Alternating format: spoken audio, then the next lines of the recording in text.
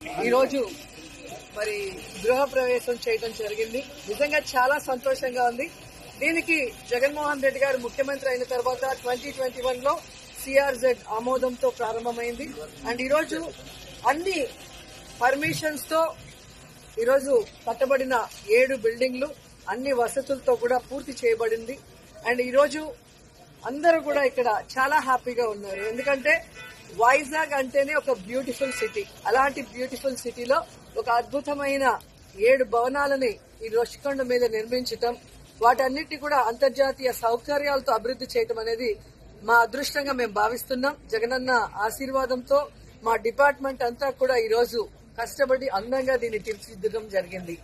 So ఇక్కడికి actual గా హంతా resort పాతబడిపోయింది కాబట్టి దాన్ని పునర్నిర్మాణించాలనే ఆలోచన మేము తీసుకొచ్చినప్పుడు సో ఇది భవిష్యత్తులో బెస్ట్ సిటీగా కాబోతుంది కాబట్టి దానికి సరిపోయే విధంగా అంతర్జాతీయ స్థాయిలో దీన్ని డెవలప్ చేయాలి అని చెప్పి సీఎం గారు చెప్పడం, దానికి అనుగుణంగా డిజైన్స్ గానీ వర్క్ గానీ మీరు చూస్తే మీకే అర్థమవుతుంది.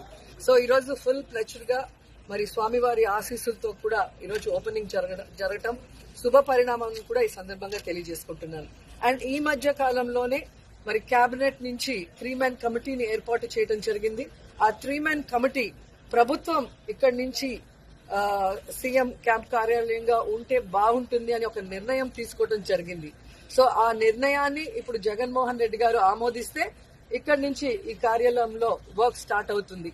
సో అందరం కూడా వెయిట్ చేస్తున్నాం ఒక మంచి మాట కోసం.